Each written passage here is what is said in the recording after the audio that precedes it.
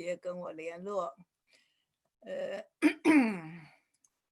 今天我们讲的这两个哈，我把它次序颠倒，因为我常常觉得，well, I often feel that when I do the English song, I had a lot more to say about it. So if I change the order by doing this Chinese thing first, then I can have more control of my time, because there are a lot more other things I can decide to whether I go along with it or not. I'm sorry, I need to get a cup of water. Thank you.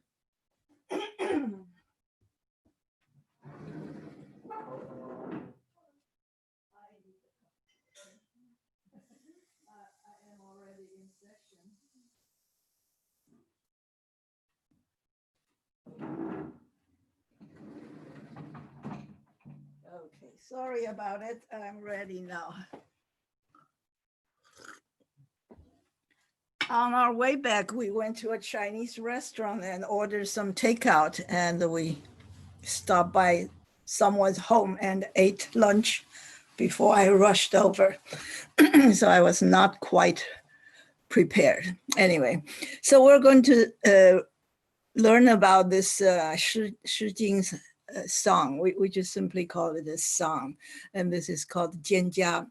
And the English song we're talking about is On the Street Where You Live, from the movie we all have seen. It's called My Fair Lady.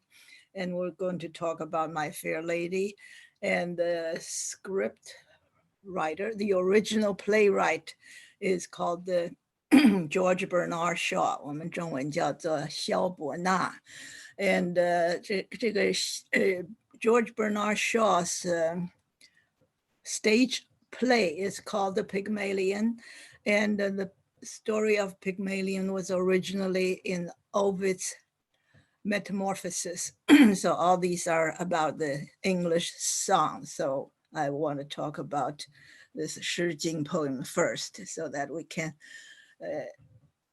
we'll have more understanding of how much time we have to do the rest of it.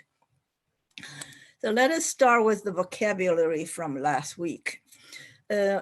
Originally, we talked about inoculation, which is vaccine, 就是接种疫苗. However, inoculate also has a meaning, which is graft. 就是when you have a tree or some kind of plant, you cut a little branch and put a branch from another different plant, and have their surfaces matching each other, and you tie them together so that they will grow into one plant. That's called graft or inoculate. The next word is called elope. We were talking about Irving Berlin, who eloped with his wife because the wife's father was against their getting married. And as Shu Hua mentioned last time, the father of the bride said, "Over my dead body." 就是说，你要结婚的话，除非等我死了，就你要把我杀掉，你才可能去做这件事。As long as I live, I will not let the two of you get married. That's why they eloped. And with this word, I remember something about over my dead body. I believe many of you have seen the movie by Audrey Hepburn. That movie was called The Breakfast at Tiffany's. 就是蒂凡内早餐这个电影哈. And in this movie, which Audrey Hepburn was the leading actress, and the leading man was George Peppard. And the two of them lived in an apartment upstairs and downstairs, and they became friends. And one day Audrey Hepburn was on the balcony, 就是在她的 apartment 的阳台上哈. She was playing a guitar and sang a beautiful song, which is My Huckleberry Friend. Do you remember the name of that song? Moon River. Okay, it's called Moon River, and it was okay. So this wonderful song with the music by Henry Mancini, or if you say his name in Italian, it's Henry Mancini. Moon River was a lovely song, a very leisurely paced song with a nice melody. And we all know that Audrey Hepburn could not sing very well. The entire movie in which she was the leading lady singing all those songs, it was not her who sang the songs in My Fair Lady. Then years earlier, she was in Breakfast at Tiffany's, and there was a song called Moon River, and she insisted on singing that song. But the company, the movie bosses, did not like the idea. They did not think she could sing a good enough song in a movie that they hope would make a lot of money. So they planned to cut that song, Moon River, out of the movie. And guess what she said? She said, "Over my dead body." 她就是说, I love this song and I'm sure I can sing it. And if you cut this song off out of this movie, then I'll quit. You can only cut the song over my dead body. So eventually they did not cut that song. And her singing was really good in that movie because it's not that she is on the stage singing a huge song. It was a very leisurely, a nice, in a very casual setting. It goes with her voice very well. So if you have seen that movie and like that song, you should thank Audrey Hepburn for making that stand to insist that she be the person who sings the song. Okay, so let's go back to this list. We have royalty, which was the word when we talked about when Irving Berlin eloped with his wife. And before that happens, he wrote a song a year before, actually, Always. That Always was a song, a love song for his bride. And he designated the royalty from that song to his wife so that the wife would have a lot of income from this song because it was an immensely popular song. And the word blithe is very cheerful and happy, but in the not serious way. So this is the title of a Noel Coward comedy of the movie where the song Always was a theme song in. And this title of the movie is called Blithe Spirit because it's a ghost story. Then we mentioned about during the pandemic, many people would go pick up their grocery order or other things from the curbside, 就是在马路边上的行人道旁边去 pick up your order. In my case, it was the DVDs I borrowed from the library. I would go to pick up from the curbside at the library. Vernacular is when we talk about Irving Berlin's song, and he being not educated and not from this country, not from an English-speaking country. He uses very common languages to write these popular songs. And this word for it is vernacular. Vernacular is 俗话，民间普通的俗话，而不是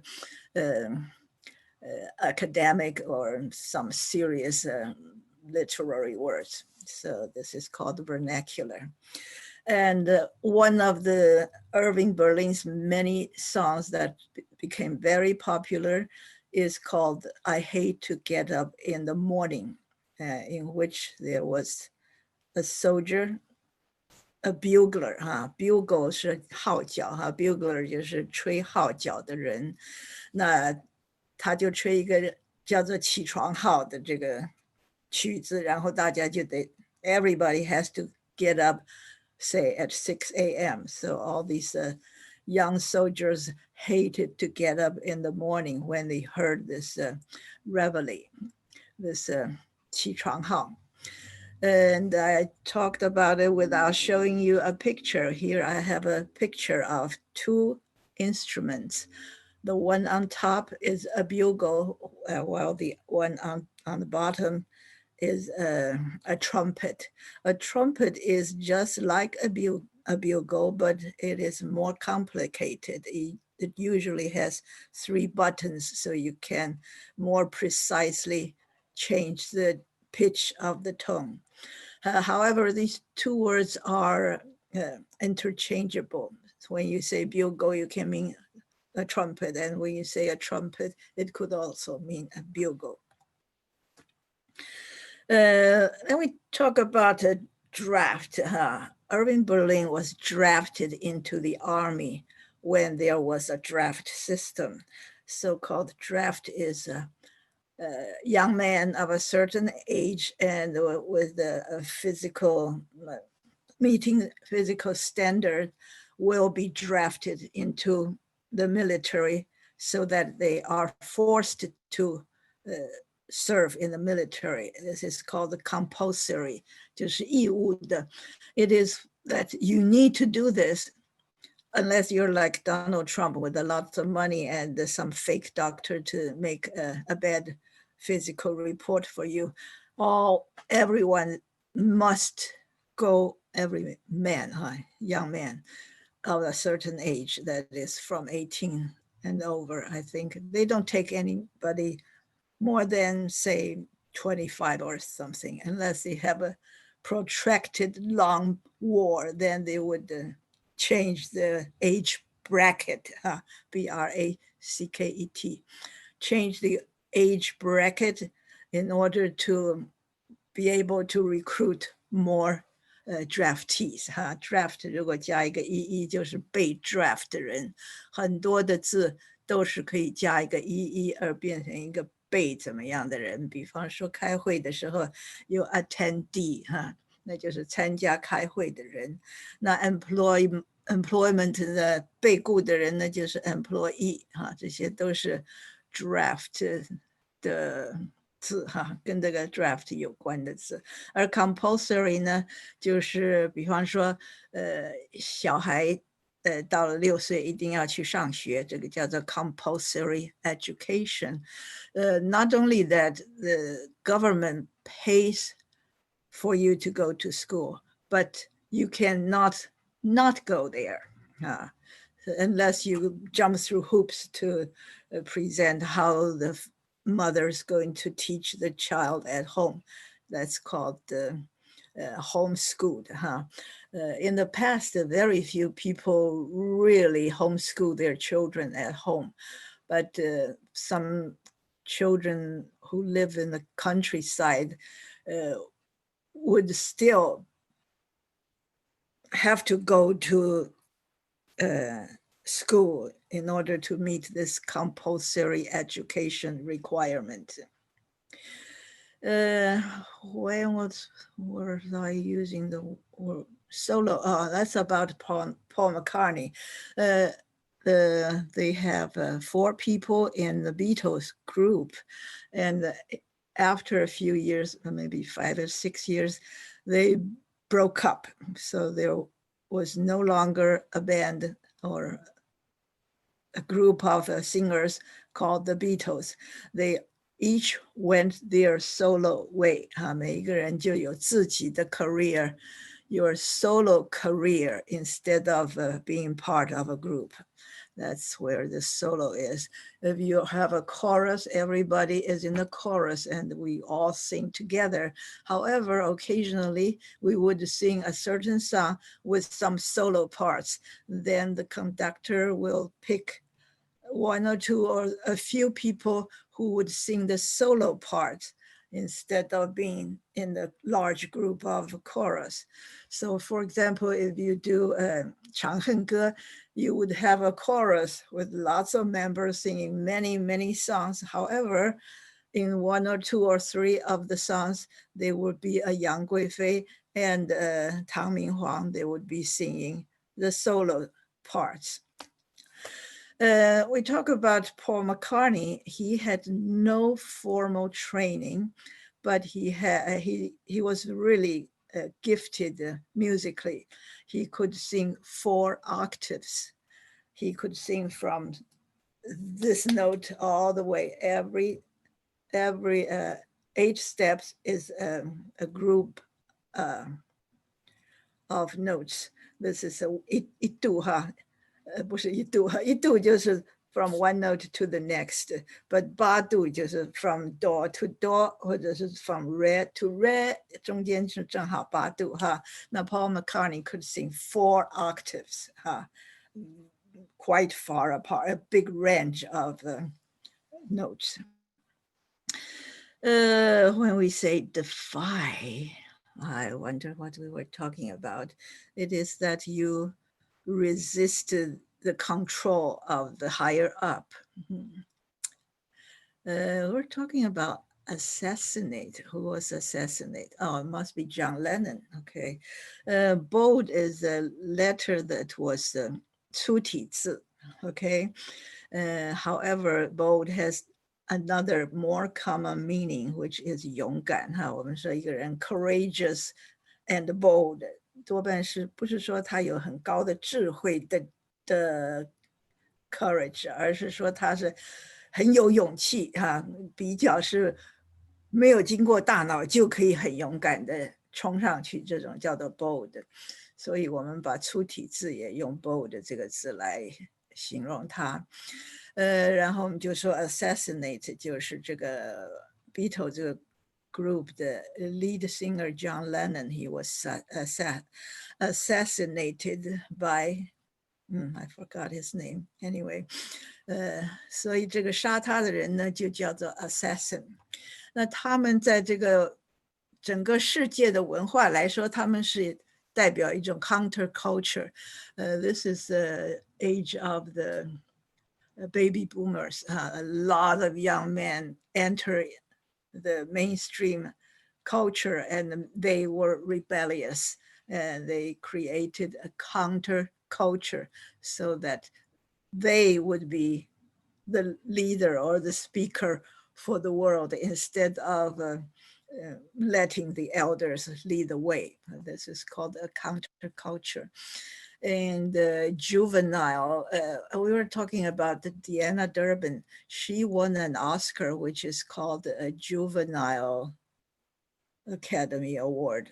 They created a special award for her when she was 17 or 18 years old.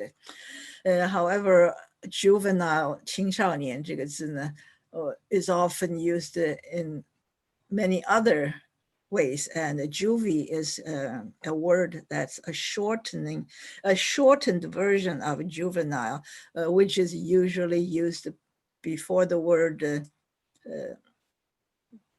correctional, 就是penitentiary 或者是 prison. Okay, if you call a place 少年监狱或者是青少年的什么监理所、管理所什么的，这种呢就叫做 juvie prison 或者是其他的correction facility 哈，或者 penitentiary， 前面加了 juvie 都是指这些 prisoners or underage. Speculate 哈。Some people would speculate about the stock market or to speculate what would happen to something. This is called speculate. Then we come to the Chinese official, or let me see what we were talking about. 秦观, we are talking about 秦观. He is just like Su Dongpo. He is a Su Dongpo's disciple or student, 苏门四学士之一. And his life story is very similar to Su Dongpo, because there was the next work, there was in the government or in the court, there were factions, 就是有党派哈，或者结党结派，这结的一个党呢，就叫做一个 clique， 或者说 partisanship 哈，像现在的美国也是很多 partisanship。那when the government or the court was divided into different factions, then whoever wins the emperor's favor would control the government, and all those that are against this faction would be demoted or banished. Sorry, here's the word banished. Either demoted, 就是说 from a higher position, demoted to a lower one. Banished is from the center of the government, like Washington, D.C. You could be banished into the far away, remote places. Many Chinese famous people were demoted or banished or both when they lose the favor of the emperor. Okay. We were talking about probably Irving Berlin and his father-in-law. Actually, in the end, they reconciled, because the father-in-law was a very wealthy, old, rich family, and looked down upon this poor immigrant, even though he became very rich. But after the stock market crashed, the rich father-in-law became poor, and gradually he had to rely on his son-in-law to support him. So eventually they reconciled. This is a less frequently used word for father-in-law and son-in-law. It's more often used in equal relationship, like husband and wife. They wanted to get a divorce, they separated, and they eventually reconciled. That's the word more often used, to reconcile. Then we talk about Irving Berlin was a Jew. How did he, a Russian Jew, came all the way to United States? It's because of a pogrom. A pogrom is usually used because it was a Russian word. It was not an English word. So even though the Jewish people were persecuted, the word after program is persecuted. Persecution is a very generalized word. All sorts of people can be persecuted, but pogrom is specifically about a large-scale massacre. Massacre 就是大屠杀 massacre. Yeah, massacre 是个大屠杀，可是 massacre 是 you can use it for any kind of massacre, but pogrom is only used for massacre against Jewish people. That's why we have this word pogrom. So any time before, say, 1850, the whole world did not come into contact with this Russian word. So any kind of Jewish persecution before that time was not called a pogrom. But after that, this word specifically aimed against Jewish people became widely used. So it only applies to Jewish massacre. And that was because it originally occurred in Tsarist Russia. 我们知道，我们现在大家常常都一说到 Russia， 我们就说哦，苏俄。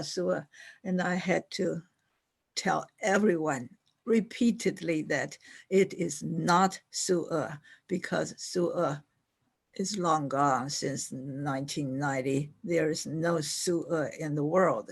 So when you talk about Russia, you should say 俄罗斯 or 俄国. You cannot say Soviet Union anymore. Remember that. That's a big mistake. But it's not Tsarist Russia, because Tsarist Russia was gone in 1917. So before that, for 200, 300 years, it was Shah. And before that was just Imperial Russian. I think Shah came around during Peter the Great. Peter the Great was like 1705 or 1712, something like that. So it's 300 years ago, the Tsarist regime came into being, and we could use Tsardom to describe this regime.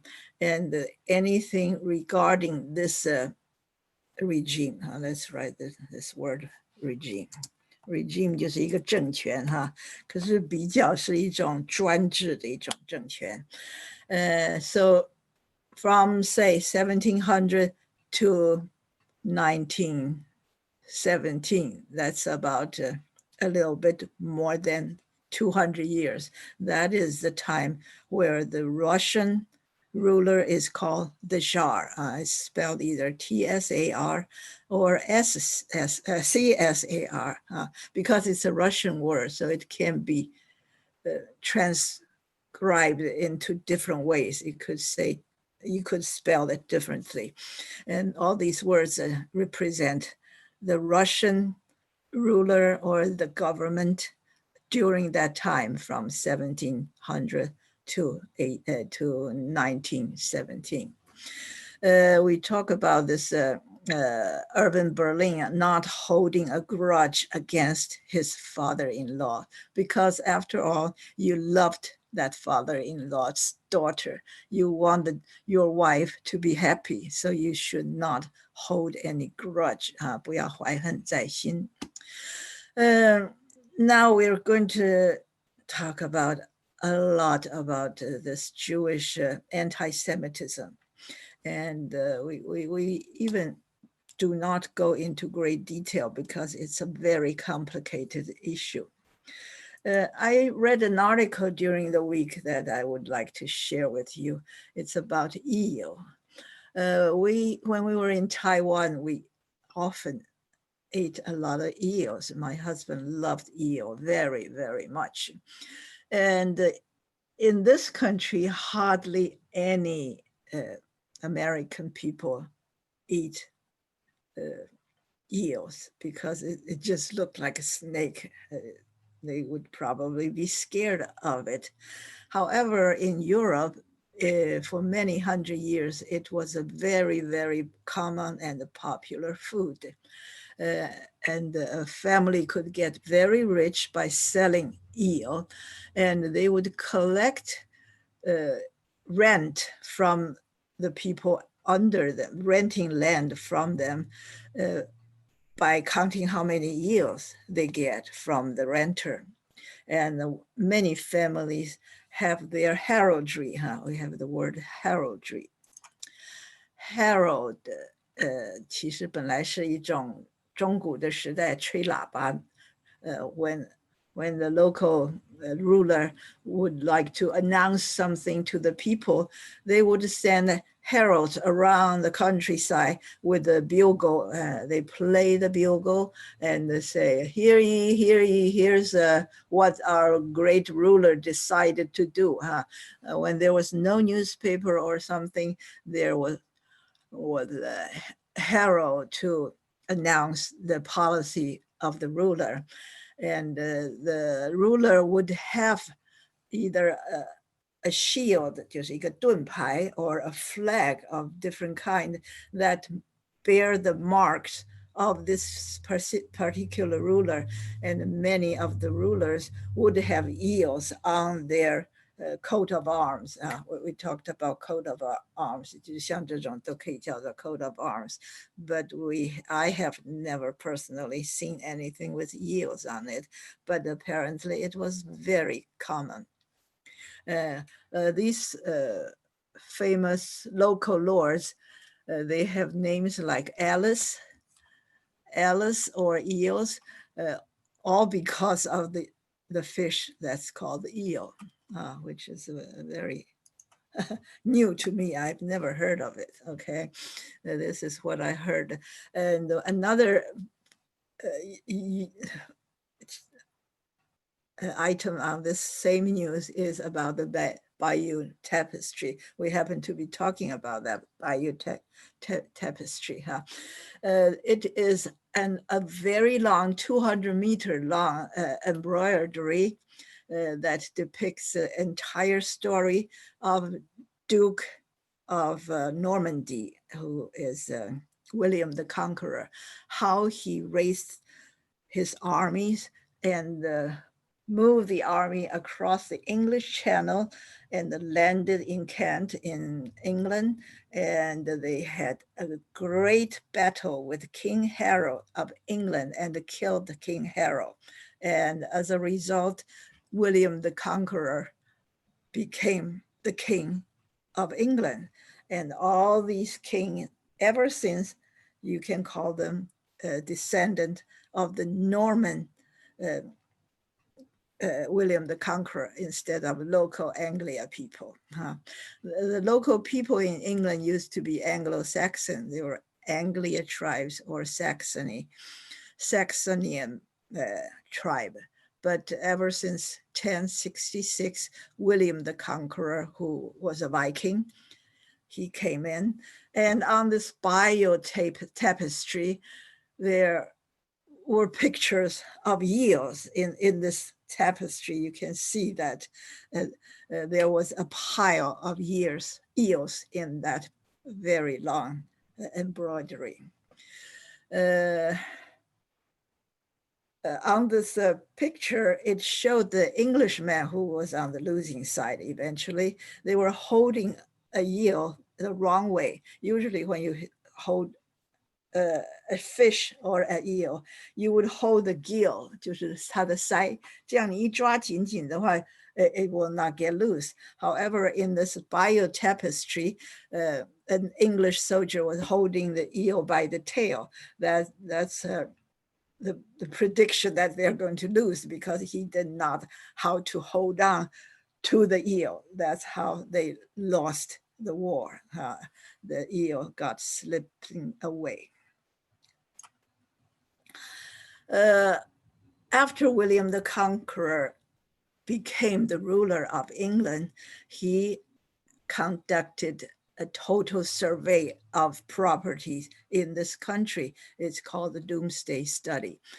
At that time, it's spelled D-O-M-E-S instead of D-O-O-M-S, but it's still pronounced Doomsday. This is a total survey of properties owned by everybody. And in it, you could find out that lots of rents were paid in eels. People would collect rentals in eels and people would pay the landlord with eels.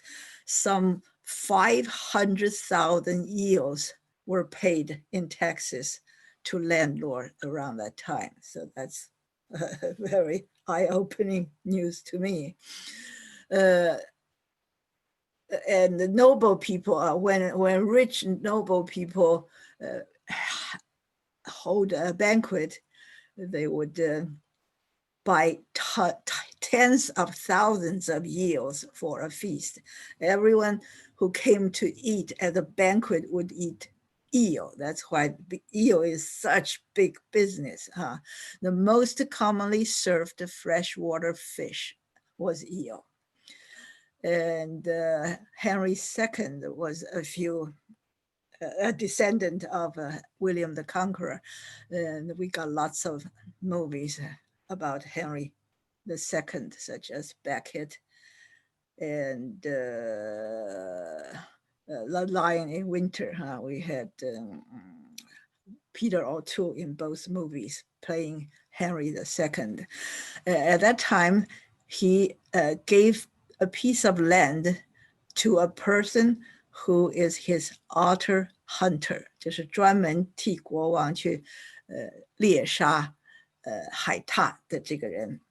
The king gave the hunter a piece of land on the condition that whenever the king passed by this land, he would stop by and have a meal of eels. So much for the eels, okay? Then I talked about a song called Sisters in Irving Berlin's movie of White Christmas, where George Clooney's aunt, Rosemary Clooney, sang both part, her own part and the part of her sister, because the other actress could not sing. So Rosemary Clooney sang the song called Sisters. And then I came, after last week's class, I told my daughter, I said, oh, we talked about the song called Sisters. And my daughter immediately told me her favorite lines are here, the last 3 lines. Lord, help the mister who comes between me and my sister, and the Lord help the sister who comes between me and my man. 就是说这个讲 sister 的，他们两个多么的形影不离 very close together, and they do everything together. So Lord help the mister who comes between me and my sister. 这个 Lord helps 就是说这个 any mister 任何一个男士，如果他 comes between me and my sister, 那他就完蛋了，因为 the two of us are so close, you cannot put yourself between the 2 sisters. So I pray you should pray to the God that the God will help you, because you are going to go through hell if you come between me and my sister. However, the funny part about the reverse is, Lord help the sister who comes between me and my man.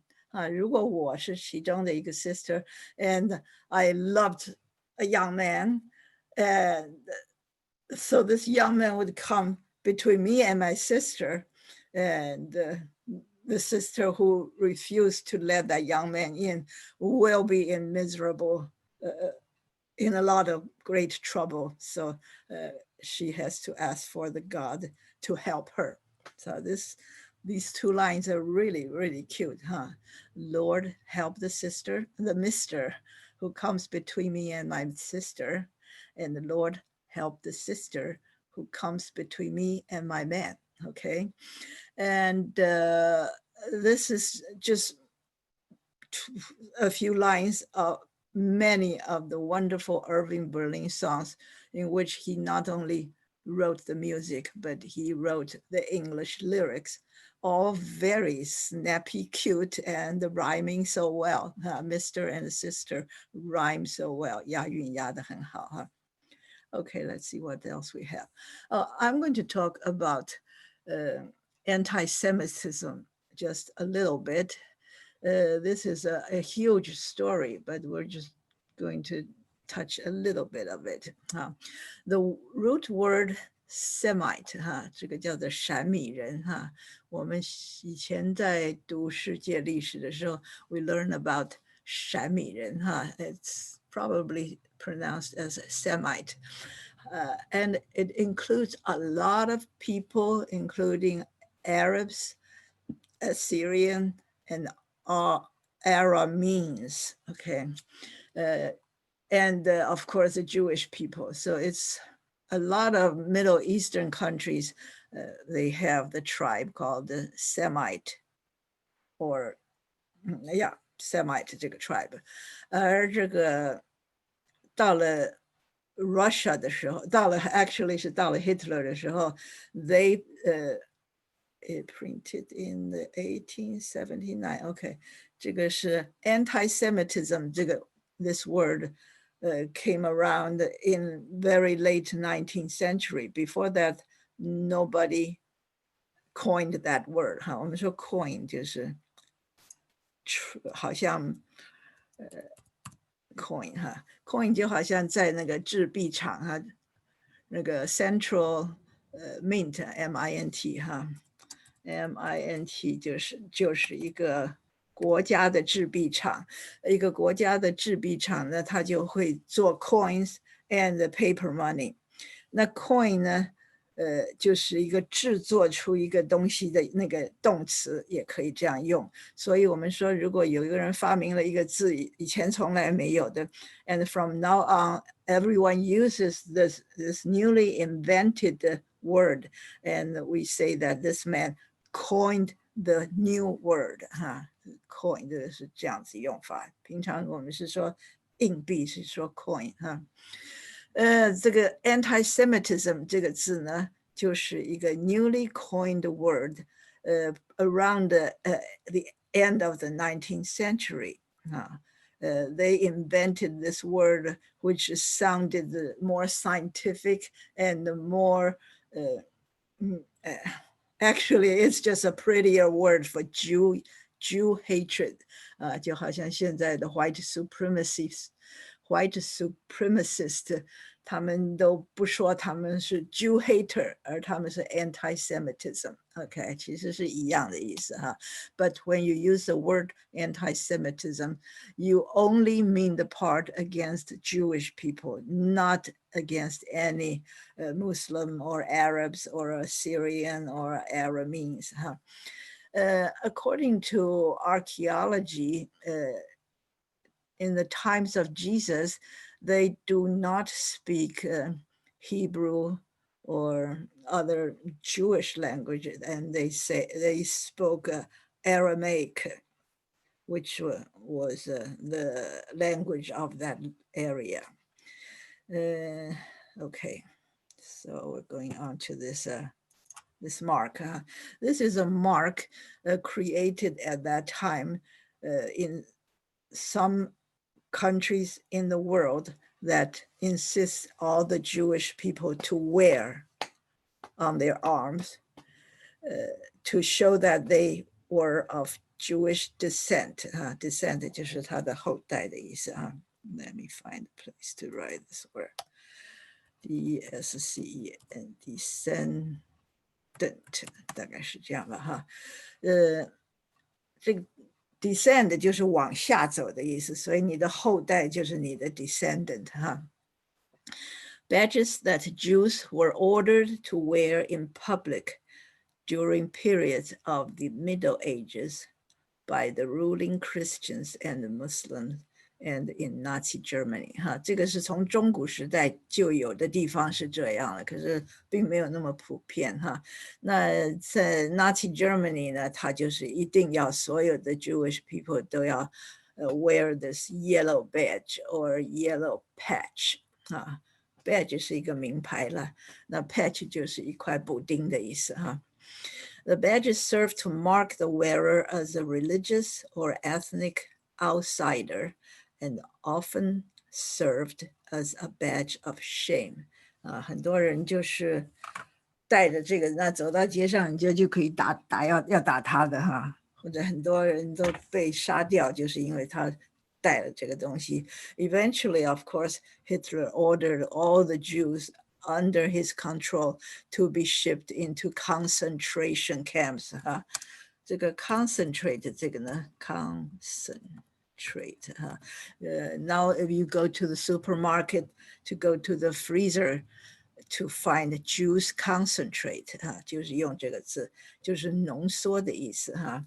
那 concentration camp 呢，就是集中营哈，就是把你的这些 population 里面的某一些你想要好好控制的people sent to a concentration camp so that they could not escape and could not do whatever they want, and they lose all their property and everything else, and eventually you were either gassed to death or something became starved to death or getting sick to death. So this is a horrible thing in human history. That is during the Second World War in Nazi Germany and all the countries that were conquered by Nazi Germany, such as the Netherlands or France, Belgium, or in the other direction, Poland and the Baltic states, and even Central Asia and lots of other places. And we all thought that such horror would be gone forever. We will never see such things again. We all knew that this is a terrible thing to do. However, apparently with the help of Donald Trump, it is coming back. Yeah. This is a list of Jewish persecution in history. It started in 1096 and all the way into right now. So this is about 1,000 years of Jewish persecution. That means in the first 1,000 years since Jesus Christ, there was not much systematic Jewish persecution. This first one mentioned was in 11th century, at the end of 11th century, preceding the first crusade. Crusade 就是十字军东征的意思哈。这个 cru 这个字就是 cross 啊，就是十字的意思。crusade 就是十字军哈。There were first crusade and second crusade and so on. It was battles waged by Western European against the Turkish occupation of Jerusalem. Jerusalem is where Jesus died, and it is a holy, very holy city for both Christianity and Islamic religion. So once the Turks occupied Jerusalem, they would not let traders pass through to buy spice in Asia. They would not let pilgrims access to Jerusalem to worship their holy shrines. That's why Western countries, mostly their rulers, would organize a concerted effort to invade, hopefully to occupy Jerusalem, so that they could come back to Jerusalem to worship, and their traders could go to China or go to India for trade. This is a very lucrative trading route, the Silk Road, okay? So from 1096, you had lots of Jewish persecution in many countries, like one in England in 1290, or in the 14th century during the Black Death, 就是瘟疫，大瘟疫，这叫什么？鼠疫病的时候哈。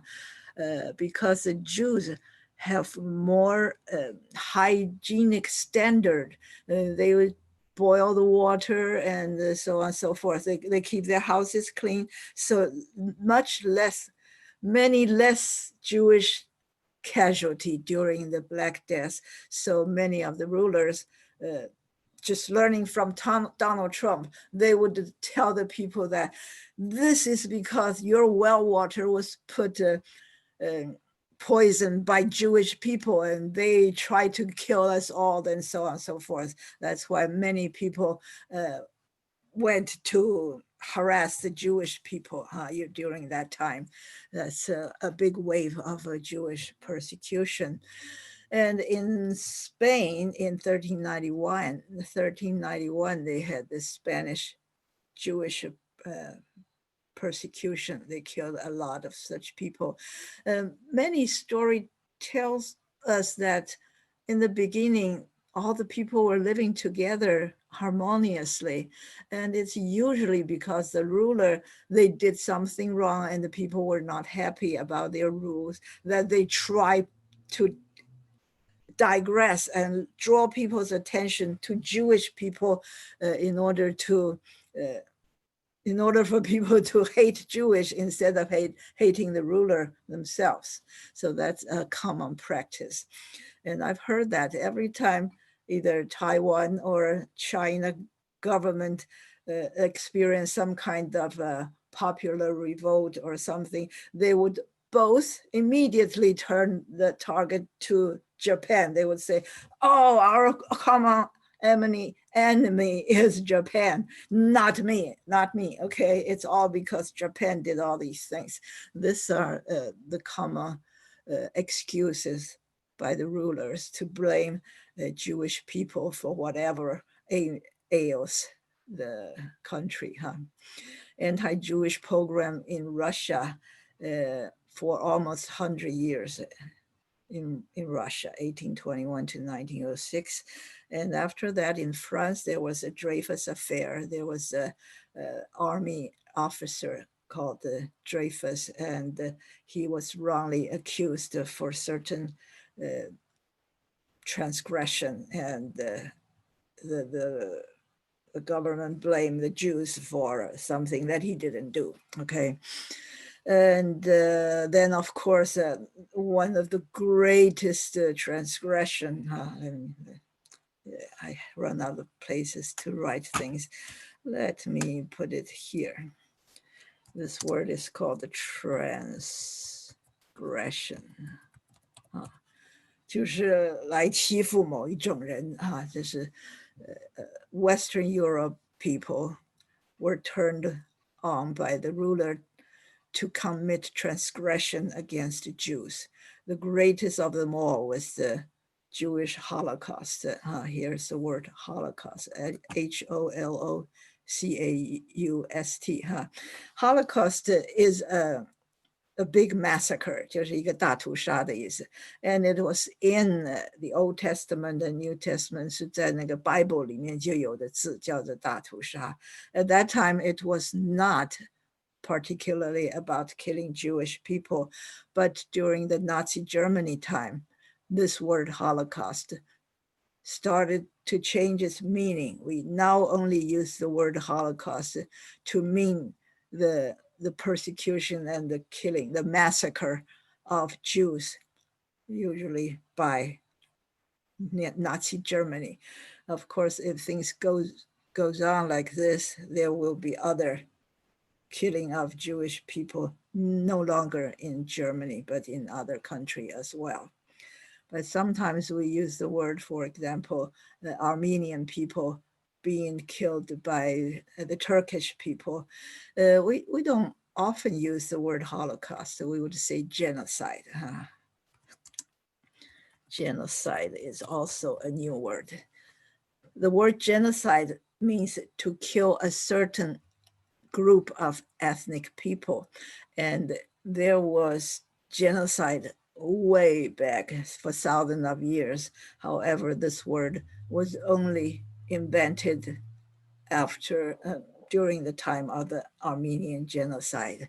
That was about 1924, I think, or maybe 1914. Anyway, Arab and the Muslim 现在也有 in the Muslim countries, there used to be a lot of Jewish people, and they were being persecuted, and they would escape to Israel to be free from the persecution. The word Exodus is the chapter name of the first book of New Testament. 新约圣经里的第一章就叫做 Exodus， 叫做出埃及记。所谓 Exodus 呢，现在就是一般来说就是逃离某一个地方， but it was first used as Israel people under slavery in Egypt, and Moses came about and brought, oh, I'm sorry, Exodus was the first book of Old Testament, not the New Testament. 新约圣经的最前面4个章就是马太福音、约翰福音、John、路加福音、Matthew、马可4个福音书是新约圣经的 first 4 books. However, before New Testament, there was a Old Testament 旧约圣经旧约圣经的第一个 book 就叫做 Exodus， 就是出埃及记。So it's invented, the word was invented, I think probably X is a Greek prefix to mean leaving someplace, but Exodus was originally specifically referring to Moses leading the Jewish people out of Egypt， 所以我们叫做出埃及记。那后来很多的地方有犹太人要离开某一些地方，因为被迫害 ，they call it Jewish Exodus. And nowadays, lots of Jewish people, they leave Muslim countries for Israel, ever since 1958, 48. I think it's 48. 1948 is the year that the country called Israel formally declared independence and leaving the British Empire. 离开了英国的 colonialist control. They became the first Jewish country in 2,000 years. After that, they declared, they roll out their welcome mat, roll out the welcome mat. 他们就铺下这个欢迎的地毯。Any Jews in the world, you can move to Israel and become a citizen. Of course, we can't, but you don't have to really have an application meeting certain requirements. As long as you are of Jewish descent, you are Jewish descent.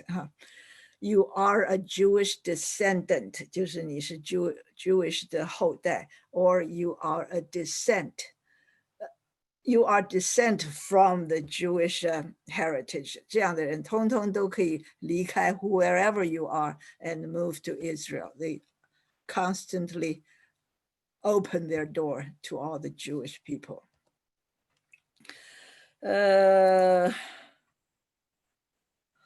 这个是叫做 program 这个词哈 ，program 就是在 Russia, Tsarist Russia, they invented this word, which is a Slavic word. That's why it was never heard of before. And since 1881, we had the first Odessa program, and we had the Warsaw program. 这些Odessa 是在 Ukraine 哈，乌克兰。常常都是在这个 Russian control 之下的哈，只有最近才变成 independent after 1991. So these are the oldest Jewish programs in the world using the word program, which was a Slavic word. Then you had this and that, mostly in Eastern Europe, lots of them in Poland. And Ukraine, lots of them in Ukraine and Poland. Kiev is in Ukraine, and Nazi Germany. In Nazi Germany, on December the 7th, 8th, there was a Kristallnacht, 就是水晶之夜，就是 on this eve, all the Aryan German people went about and smashed the windows and the property of the Jewish people. And that night is called the Kristallnacht. That was in 1938. And then there's 41 in Baghdad, Iraq, the Baghdad, 41 in Romania. And this is in German-occupied Poland. Tripoli is in Libya, 在地中海的南边呢 ，and 这个也是 Poland，Aleppo 是 Syria 的一个老城叫做 Aleppo， 所以这大部分都是在地中海的上面跟下面的地方哈，这些是 significant program. Okay, so we're moving on to our next project, which is the song in the Book of Songs called the 蒹葭. There are 3 verses in this poem or song, and they were almost identical, only by changing 2-3 words. So we only need to learn the structure and meaning of the first one, which goes like this. 蒹葭苍苍，白露为霜。所谓伊人，在水一方。溯洄从之，道阻且长；溯游从之，宛在水中央。this is an immensely popular song that people just love it. However, by itself, it is nothing in particular. It doesn't have a story too much, and it doesn't have like the one we talked about last time, 黄鸟, that tells you a story about a sacrifice, a retainer sacrifice, how people express their feeling. But this is a very, very simple song. It's just about one person of a couple. Maybe they are a couple, or maybe not a couple at all, but one loves the other so much that the feeling is so intense that everyone who read it would be deeply moved by what he was saying, even though it's very simple. And the image that it evoked,我说 evoke, 就是说它所让你想到的 evoke, 就是让你想到的这个景象呢，是这样的有诗意，你一读就会觉得 Oh, I'm so moved by this song, 他就是说你看到这个芦苇草，所以是秋天要到冬天的时候，芦苇草这个尖架呢是这个芦苇草本来是很绿的，是尖架苍苍，可是现在就变成有白露为霜，就是早上的时候那个露水都变成霜了，You would immediately think of a riverside with 芦苇, even we people from Taiwan, we could easily conjure the image of a riverbed with a beautiful 芦苇的花的在那里，but we don't have 白露 or 霜, so we don't have that part in this poem. 所谓一人在水一方, and this usually we imagine it was a man who wrote this song, and he was yearning for this beautiful woman who lives across the river on the other side.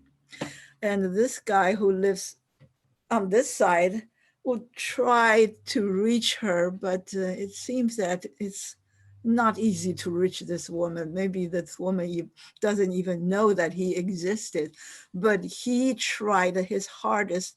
He went upstream, and the road was long and with lots of barrier, 阻就是有东西挡住. And he went downstream, 溯游就是往下游走的话, he looked at where the lady was living, and it was as if she was living right in the middle of the river. That's all it says. A very, very simple story about a man yearning, 我们说 yearning 就是 yearn 这个字来的，就是 intensely longing for something, 叫做 yearning, So 你就看到这个故事呢，就是有一个人他看到这个河边有这个芦苇，芦苇我们叫做 either rush or 我们平常就是说 rush, rush 是一种芦苇，in this area you could buy 台湾那种芦苇草来种在你的院子里, and in the nursery it's called the pampa grass, P-A-M-P-A, pampa. Pampa 是一种阿根廷的草原, pampa grass. So if you go to a nursery, you would buy pampa grass, and you could see many families, they buy that and plant in the front yard close to the road. So it's a show-off piece. People passing by would notice this 芦苇. And this man with the aching heart, he misses this woman, and he would look across the river, and it seems the woman was living right in the middle of the water, but he tried to go upstream and downstream, and he could not reach this woman. Okay, that's the first part, and there are three parts. 见家稀奇, a few words were different, 白露未晞的话就是说露水还没有被阳光蒸发啊，这个西是有太阳在那里的一个字。所谓伊人在水之湄哈，也是在水的边上的意思。溯洄从之，道阻且济哈，他想要上去呢，不但是路很长，而且是高陡的坡，所以 very difficult to reach the lady. Then when he turned around to walk downstream, it seems that 其实也是宛在水中央的意思，而这个水中其也是说在水中的一个小岛或者是一块陆地的意思。And the next paragraph would be 蒹葭采采，白露未已。所谓伊人在水之涘哈，涘也是在水边的意思。溯洄从之，道阻且右，右是不顺的意思哈，要拐到右边去。溯游从之，宛在水中止哈。So all these are the same thing. I long for this lady who's beautiful across the river, and I try to reach her, but it's very difficult. It's just like this, very simple, but it becomes many people's favorite. Ever since I read this, I just could not leave this alone. It often comes to my mind. These are the words that explain the meaning. So if you can spell this, which is 蒹葭, then you can find it by Googling it. This is a song in 秦风哈，秦风在这里，OK， 秦风在这里哈。这个诗经一共大概有15国风吧。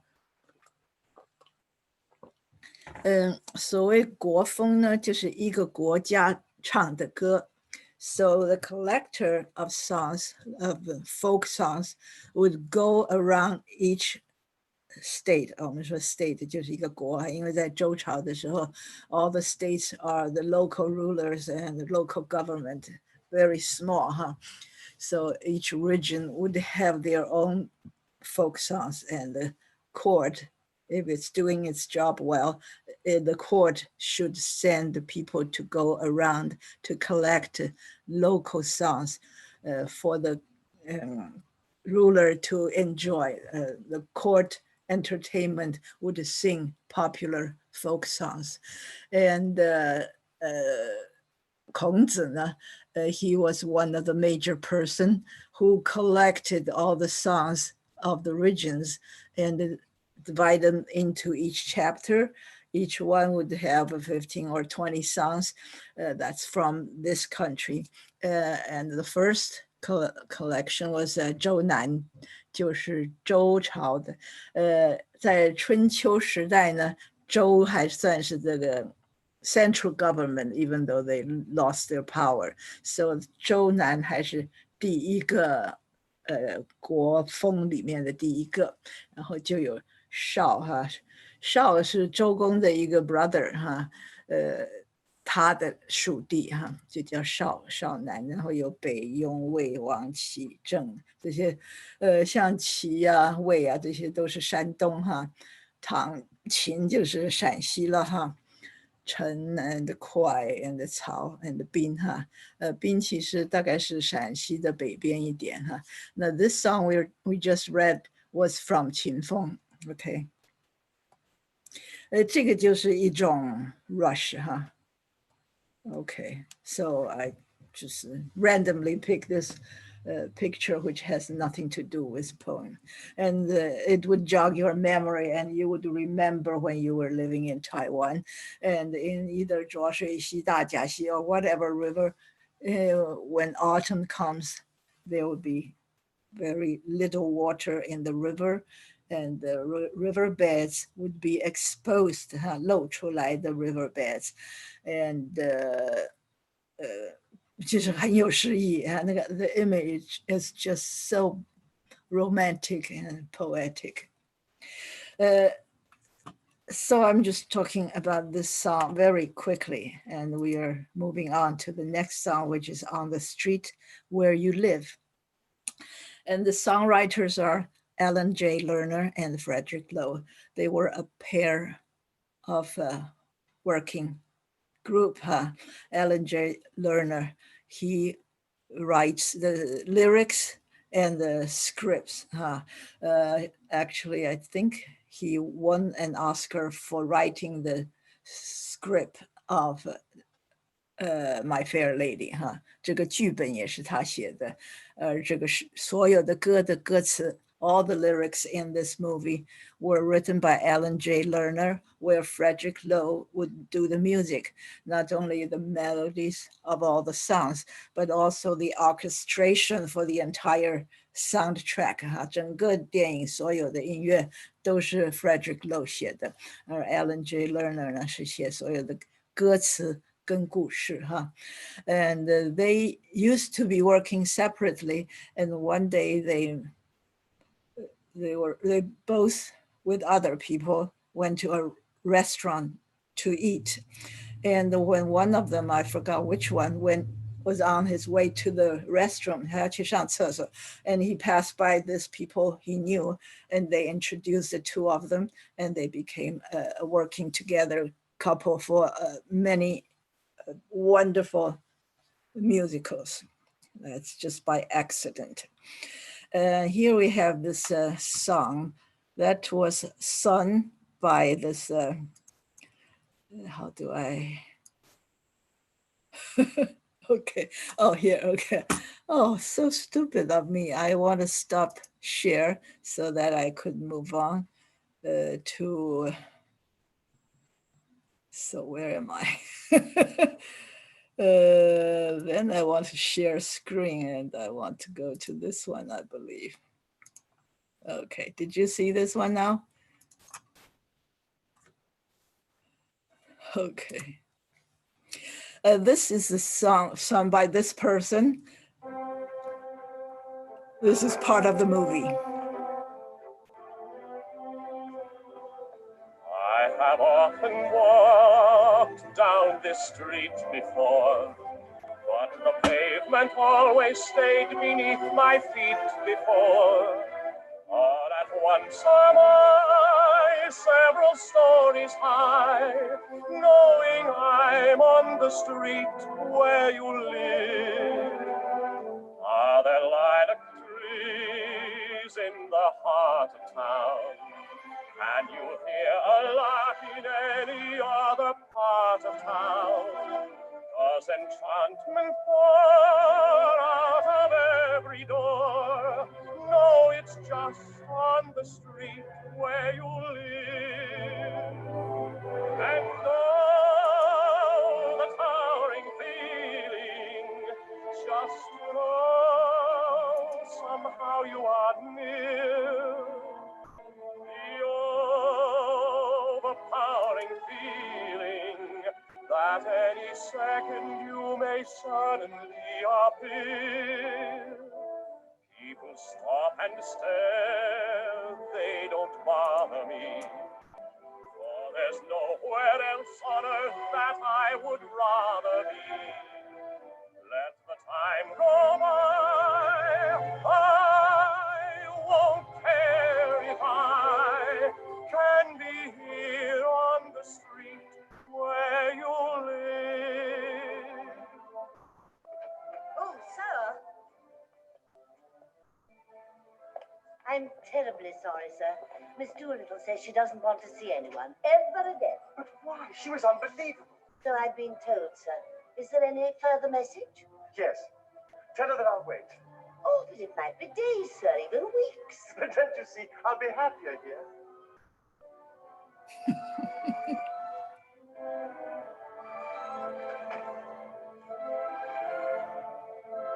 People stop and stare, they don't bother me, for there's nowhere else on earth that I would rather be.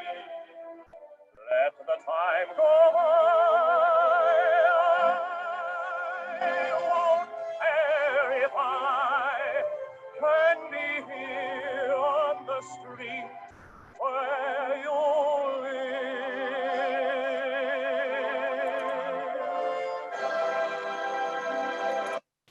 Okay.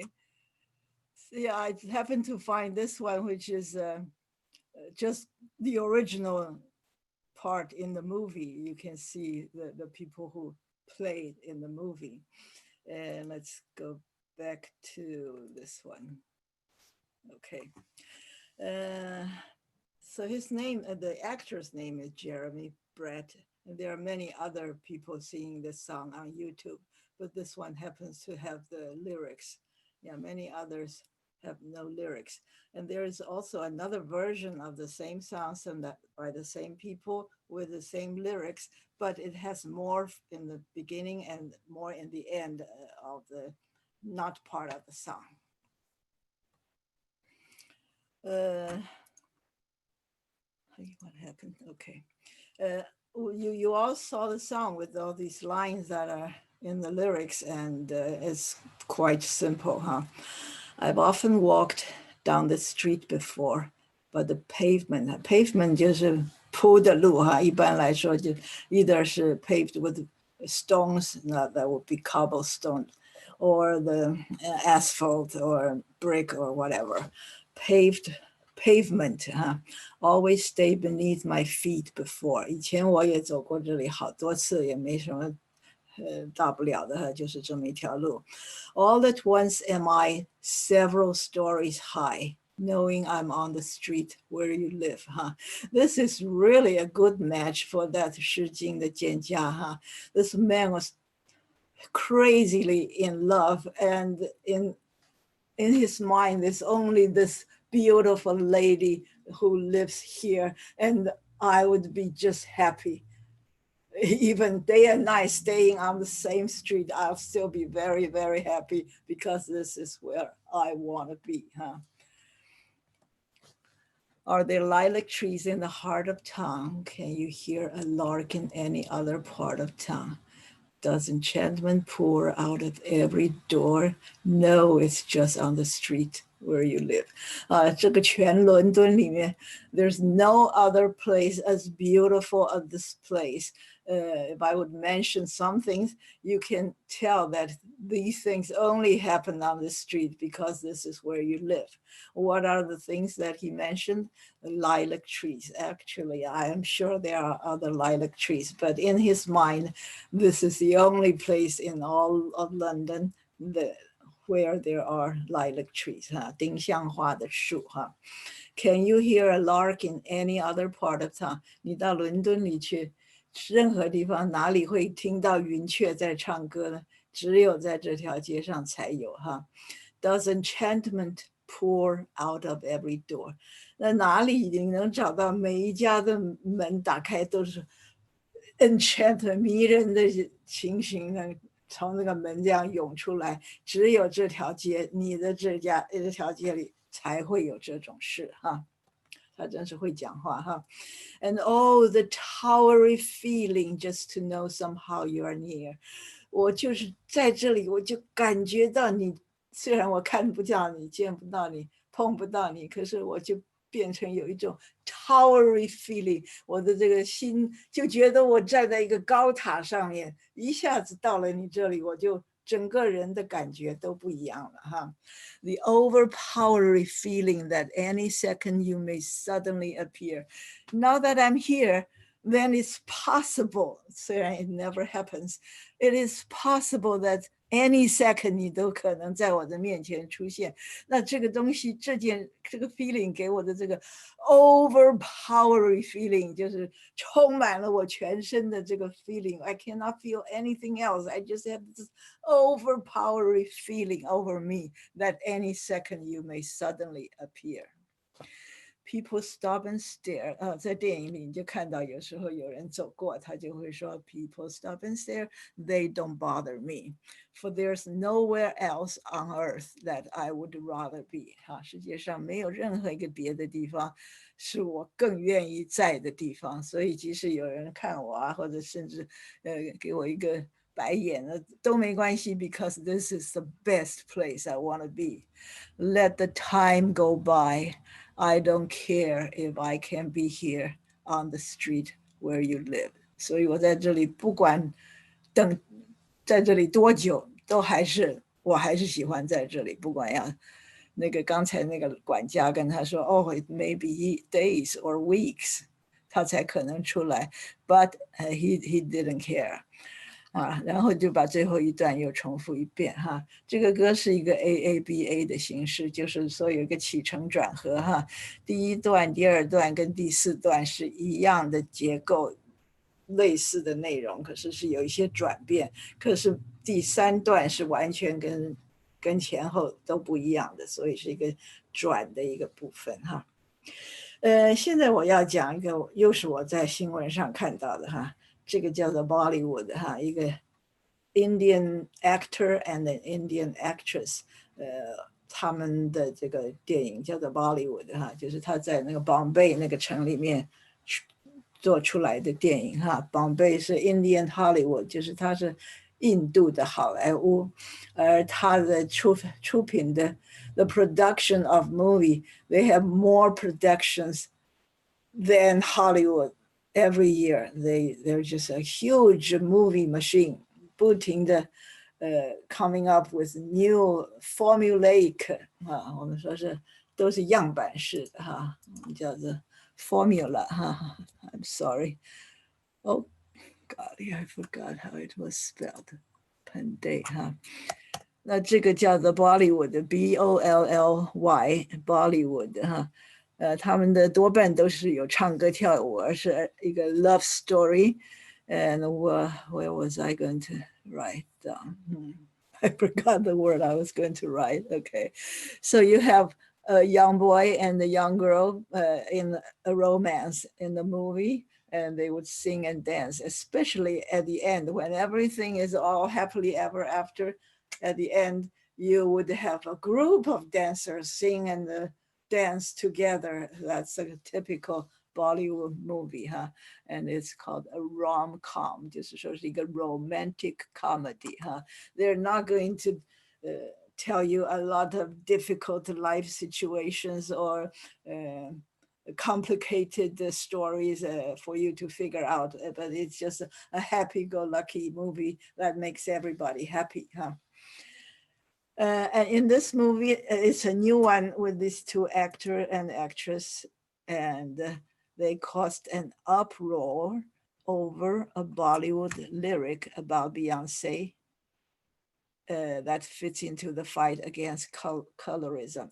在这个新的电影里面啊， they have a song that mentions Beyonce. It actually it says, by merely looking at you, oh fair lady, Beyonce would feel shame.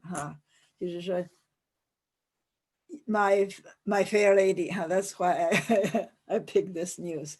In this lyrics, it says, by merely looking at you, oh fair lady, Beyonce will feel shame. Beyonce 看见你呢，都会觉得，我们说闭月羞花之貌哈，就是说看，就 Beyonce 这么美的一个人，都会看到你而觉得很害羞，因为她比不上你。So this lyrics caused an uproar because it says "my fair lady," which means that the actress was whiter than Beyonce. In America, would say racism or how do you say that? When we say racism, we mean that white people discriminate against Black people. But in India, they use the word colorism because most people are white to Black in a wide range of people instead of Black and white or halfway, but in a very wide spectrum of colors. So they call this colorism instead of racism. It's called colorism. So people are partial to people whose skins are lighter in color.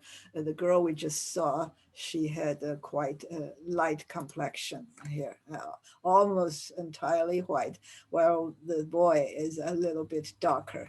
However, they would prefer girls to be as white as possible. So when it compares her with Beyonce, they would say Beyonce is a Black person, and this girl is whiter. So when the song was announced and people started to sing, and they decried it as being colorist because it says whiter people are more beautiful. So the movie company decided to change the lyrics to "The world will be shy." Oh, I'm sorry. Beyonce will feel shy, huh? "The world will be shy after seeing you." It no longer mentions Fair and no longer mentions Beyonce. So that's the new words dropping Fair Lady and the Beyonce. Okay, this is just something I saw recently in the news. And I was talking about Alan J. Lerner and Frederick Lowe. They were together and they wrote 5 movies. The first one, I could not find a Chinese translation for it. So it's just called the Brigadoon. It's about a small remote town in Scotland where one day in every 100 years, the clouds would disperse and outside people could go and see this town. This is a town called the Brigadoon. And it just so happens that 2 young men passed by and they went in and they fell in love. And one of them decided to stay there and never to come out while the other men came out. This is a story about Brigadoon. The next one is a 金粉世界 called the Gigi. Gigi is a girl's name, a Parisian girl, 巴黎的一个女孩子. Of all the musicals, just about every single one was a stage musical first, and then 10 or 20 years later, it becomes a movie. However, Gigi was a musical first. It was a play on stage, but it was not a musical on stage. It was written by these 2 people into a musical and made into a movie. And then later it became a stage musical. So this is a very unique musical. It was a movie first. And it was probably a very, because it won not lots of Academy Awards. So when we were younger, most of us would have seen it. It has, Leslie Caron and Louis Jourdan and Maurice Chevalier. They were in this very cute, wonderful story about a Parisian. It's more like a geisha. The girl was groomed, a poor girl was groomed by the grandmother to become mistresses of rich people. However, this rich man was their cousin, so they knew each other since childhood, 就是我们所说的青梅竹马. And all of a sudden, this rich young man fell in love with this girl who used to be such a tomboy, his playmate since childhood. And he decided not to make her into his mistress or concubine. And he decided to marry this girl, make him a decent proposal. And the third story, the third musical they made is My Fair Lady. It was probably the greatest hit of all these movies. And we had Audrey Hepburn and Rex Harrison. Rex Harrison was on stage doing My Fair Lady. Even though he was no singer, he sang all his songs on stage. And he's pretty old, even much older than Audrey Hepburn, not to mention Julie Andrews, who was on stage with him in My Fair Lady. And Julie Andrews was a big hit and everybody loved her. However, the movie bosses decided not to use her. They want a big name to carry this huge investment. So they hired Audrey Hepburn. As a result, people were very, very angry that Julie Andrews lost it to Audrey Hepburn. And the year that My Fair Lady was nominated, Julie Andrews won Best Actress Academy Award for her role in Mary Poppins 哈，那个叫做《欢乐满人间》的一个电影哈。This is a big scandal that the movie Big Bosses really lost face 哈，他们很丢脸，因为所有的人都觉得 they made a huge mistake by picking Audrey Hepburn over Julie Andrews. But of course, Julie Andrews only made one movie before, and she was a totally unknown person. And later on, she became just as big as a star as Audrey Hepburn. The next musical is called Camelot. Camelot is a story about King Arthur and his Knights of the Round Table 圆桌武士的故事。我们之所以把它翻译成凤宫姐妹录 because the story centers on the queen, whose name is Guinevere, played by Vanessa Redgrave, and one knight, their illicit affair. The queen was married to the king, of course, King Arthur and Queen Guinevere, but the queen fell in love with the knight Lancelot. Lancelot 就是中文我不知叫什么了 Lancelot 就是 Lancelot anyway Lancelot was played by Franco Nero while King Arthur was played by Richard Harris that was a big movie, very big movie too, but I'm afraid not as big as 窈窕淑女. And the next two movies were not huge hits at all. Paint Your Wagon, we had 一个西部片about a wagon train. And there are two men in love with a woman. And the woman couldn't decide which man to pick. I think it's Jean Seberg who played this woman. And she decided to marry them both. So they have this wagon with two men living in there. And we have Clint Eastwood, who was usually playing in a movie, a Western movie. And we had Lee Marvin, I think it's Lee Marvin, who never sang in any movies, but this is a musical. So each of them must sing a lot of songs. So that was not a hit movie. And the next one is even less of a hit. It's called The Little Prince. Little Prince was a very, very popular, millions and millions loved that very tiny little story about Little Prince. Very philosophical, but it's a children's book with pictures.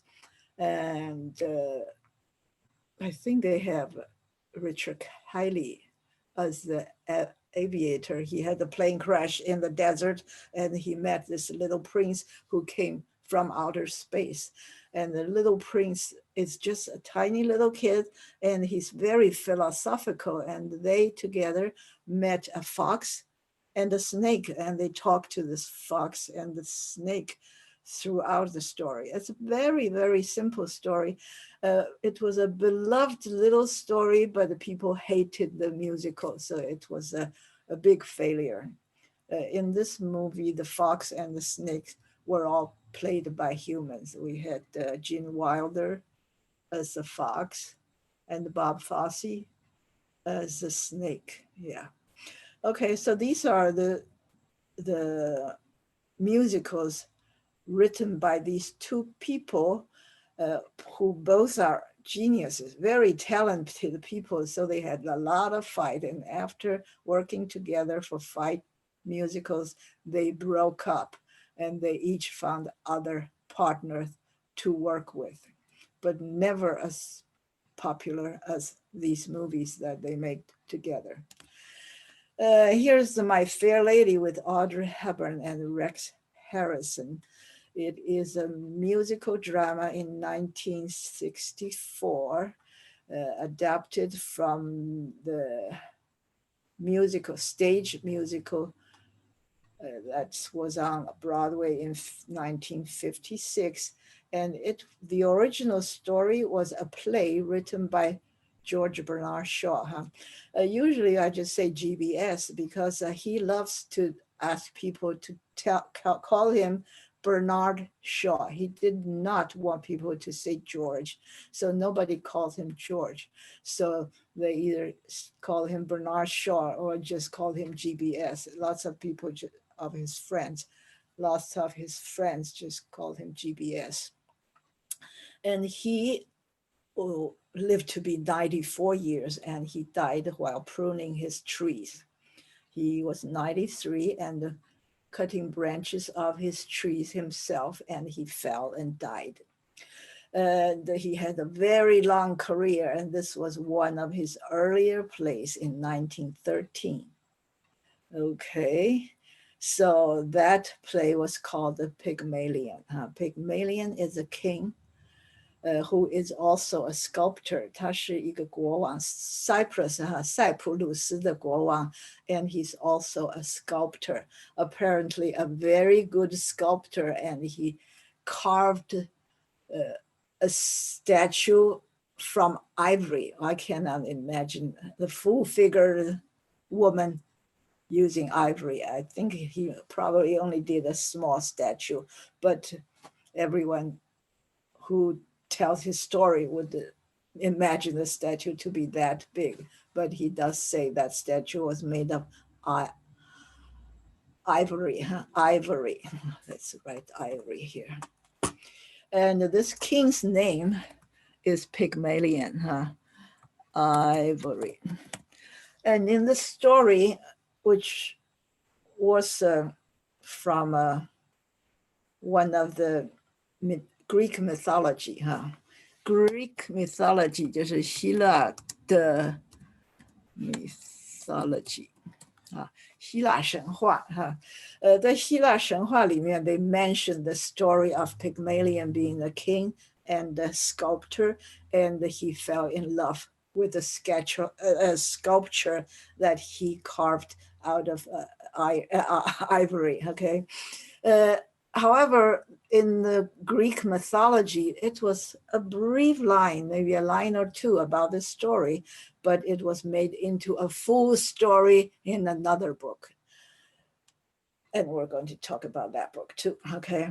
Let us first talk about George Bernard Shaw. He was born in 1856 and died in 1950. And he was celebrated playwright for much of his life. Since he lived very long, he was a great playwright for a long, long time. And yeah, very famous. Here's a picture. He is Irish, and you could almost imagine every Irish, especially talented, famous Irish writers or songwriters or poets and so on and so forth. They have a very mischievous streak, 就是他们很淘气，天生就是 defiance。我们刚刚说 defy 这个字哈，lots of Irish famous people are defiant defiant.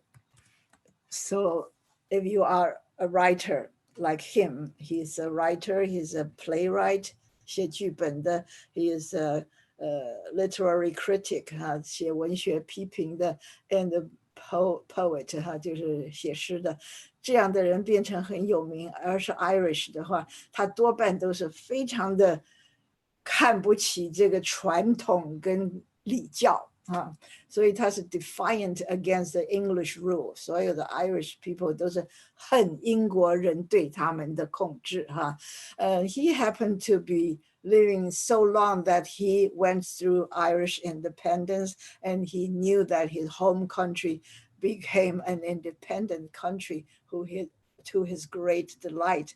However, he left home for London and probably never went back. There's a lot more opportunity for him to flourish, to sell his books and so on and so forth. So he became a longtime resident of London, and he was from Ireland.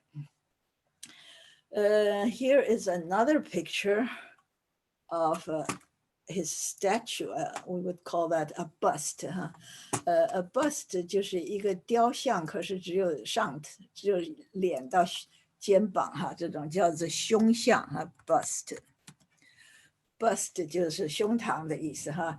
如果我们说一个 sculpture 是一个 bust 的话，就是说它是有人的头，可是就到肩膀这里就没有下面了哈。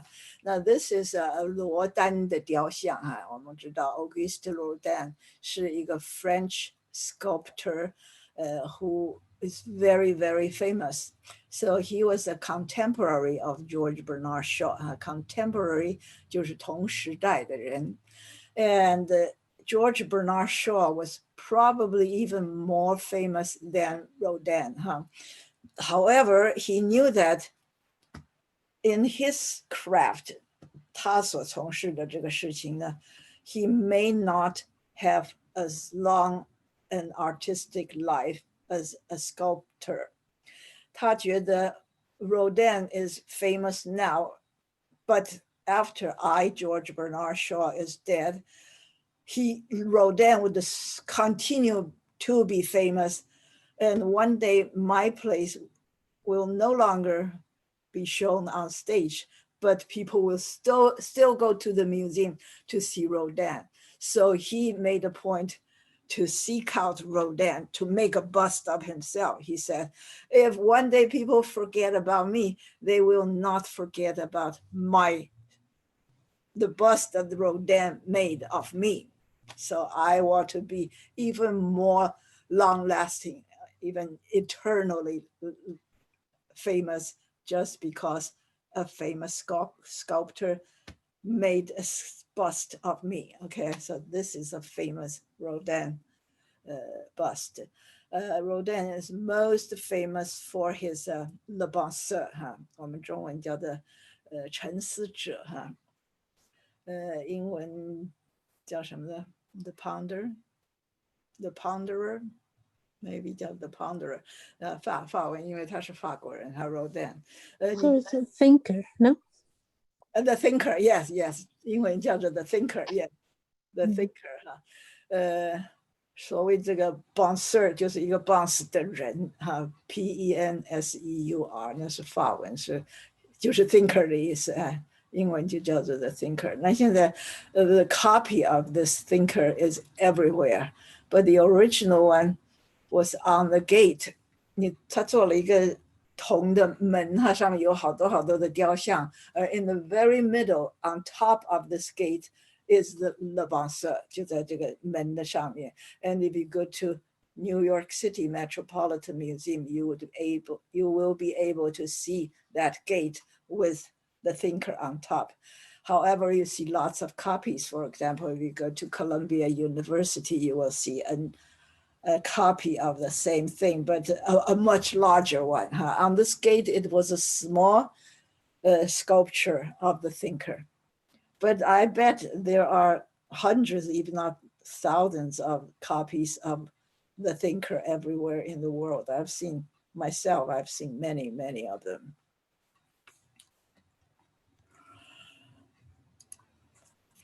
So he lived to be 94, that's right, yeah. Irish playwright, and he wrote 60 plays. That is quite a lot, 60个剧本, including many, many famous ones such as Man and Superman, Pygmalion, and Saint John. Saint John 就是圣女贞德的意思。圣女贞德是法国的不是革命英雄，是国家的英雄，他带他们打仗而打败了英国的一个英雄，可是后来被英国人 burnt on the stake as a witch. 他们叫做 Joan of Arc. 就是说 Joan 就是她的名字了，贞德我们叫贞德 of Arc 就是她是一个圣女，所以她头上有一个圈圈的意思哈。So these are, one of his most famous play was Man and Superman. It was written in 1902. So the Pygmalion is 1912, and St. John was 1923. So he had a very illustrious professional life. And he won the Nobel Prize in Literature in 1925.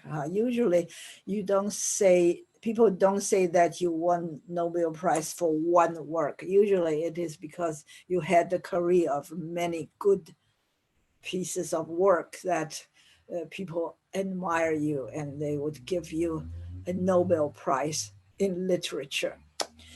And in 1938, which is way before My Fair Lady, he wrote a movie script from his own play called Pygmalion.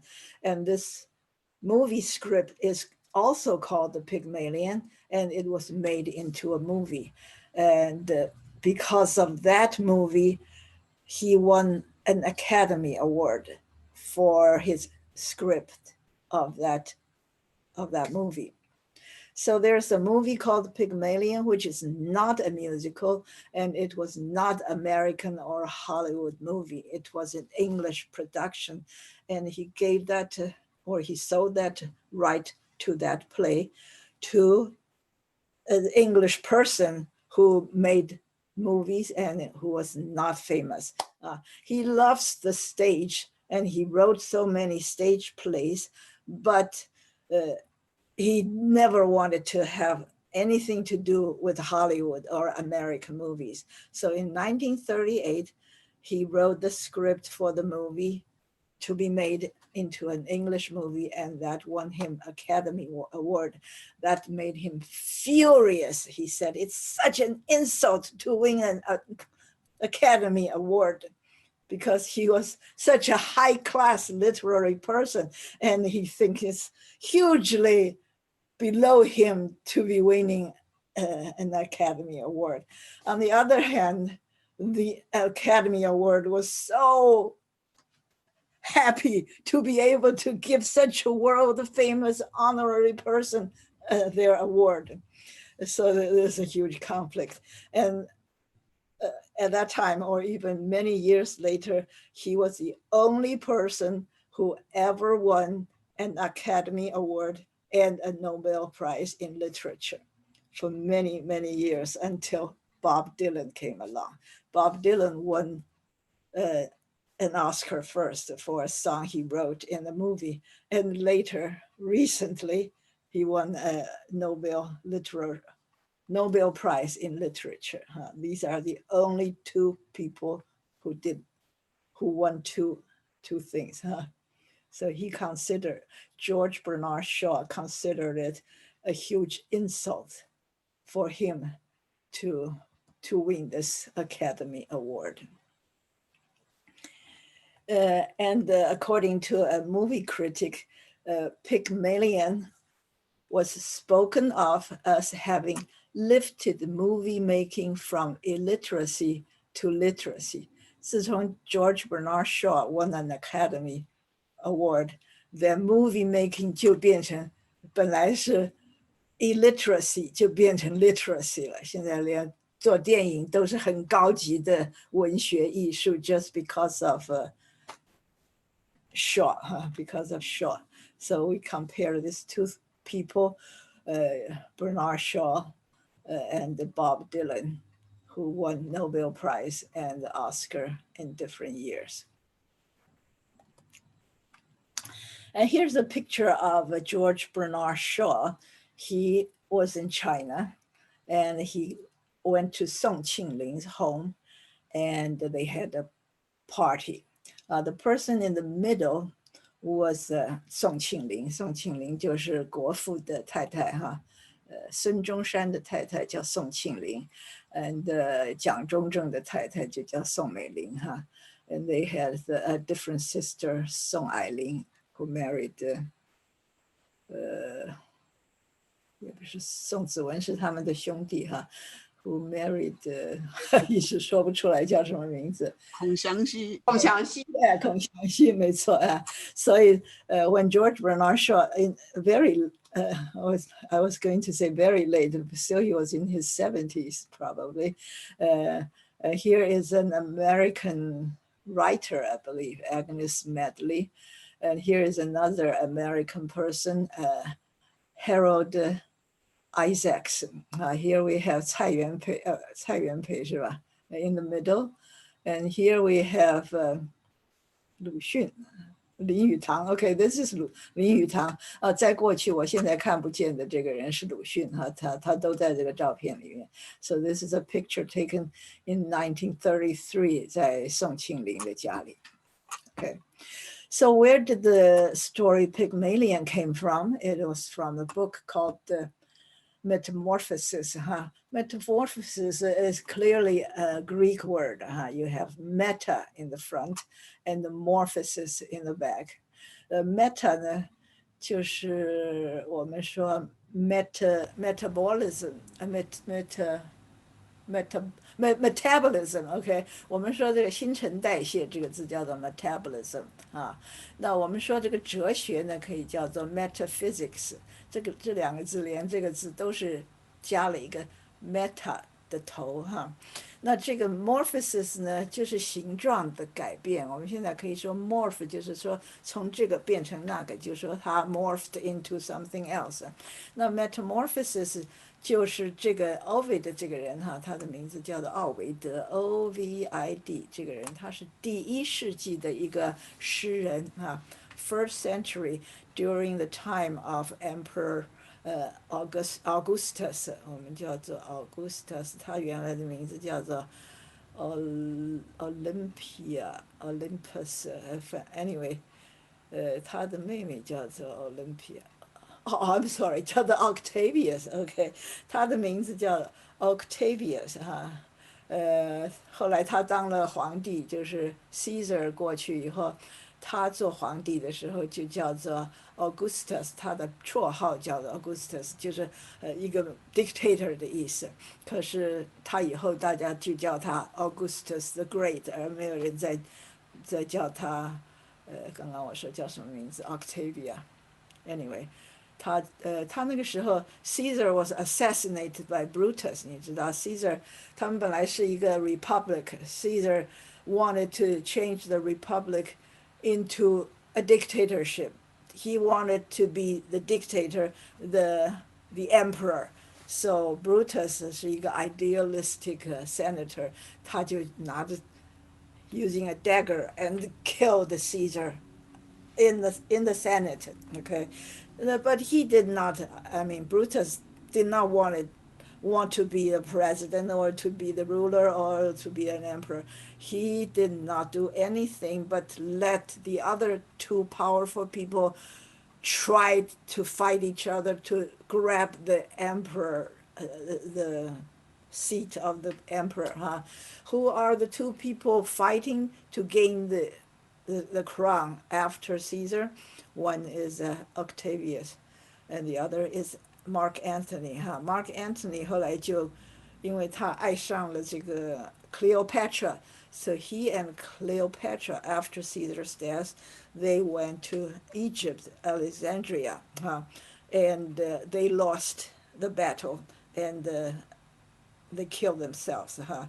Cleopatra had a poison snake.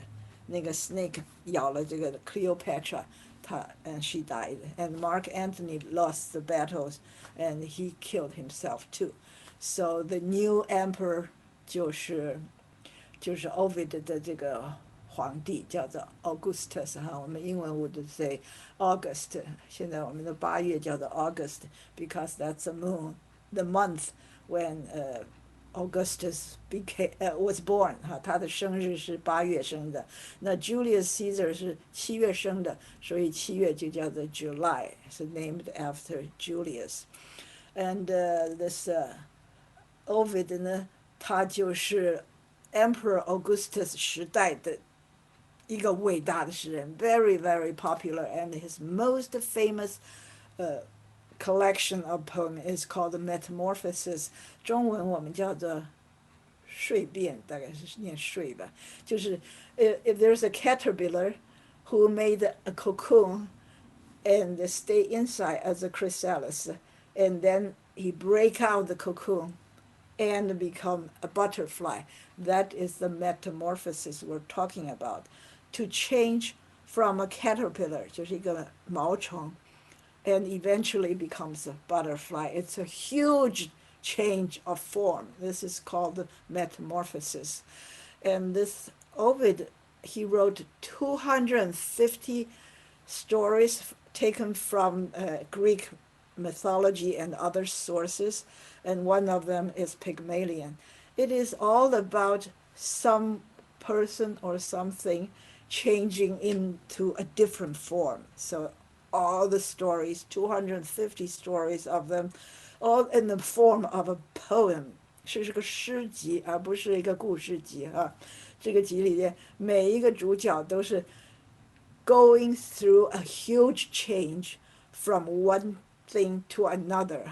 In this story, Pygmalion, we had a sculpture that changed into a live person because the sculptor, who was also the king, he fell in love with his own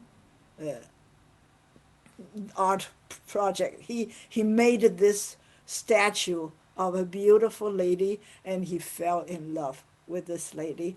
So one day he went on to a festival, which is 是个什么 anyway, we'll soon learn about it.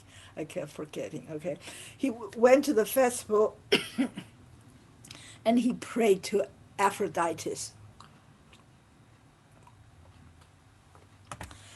这里有一个希腊的女神 is a love goddess, a love goddess called Aphrodite, and in 希腊的神话 she would be called the Venus. Venus 从海上升起来的，你看过 The birth of Venus was rising above a big seashell. She was born there. And in Roman mythology, they call her Aphrodite, or the other way around. Anyway, whenever there's a Greek god or goddess, there is a similar one that does the same thing but with a different name. So we have Venus, who is called Aphrodite in another culture.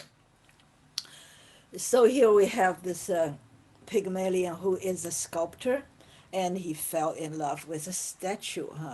So he wrote so many, 这个我们不必 go into detail, 就是 all the sources of his stories in metamorphosis or in Greek mythology. 我们知道有一个人叫做 Homer 他是个瞎子河马he wrote some people didn't think there was a one person. It's just a collection of folk stories, but presumably a person whose name was Homer, he wrote it all down, and it's mainly about the Trojan War. Here we have the word Trojan War, 就是特洛的战争 They fought for a beautiful woman called Helen and Paris 是一个男子he kidnapped Helen to Troy 然后那这个 Greek 的联军呢就来打 Troy. It was a big fight called the Trojan War, in which we had the story of 木马屠城记 There was a big wooden horse in this Trojan War that was an important part of the story. And Homer's epic 这个字叫做 epic 就是史诗Homer collected lots of folk stories and wrote into very long poems. One of them is called the Iliad. Here we have the Iliad, and the other is called the Odyssey. 这个叫做伊利亚德跟奥迪赛 These are the two most famous epic poems written by Homer. He was supposed to be a blind person. So these are all sources of Greek mythology. 都是希腊神话的故事。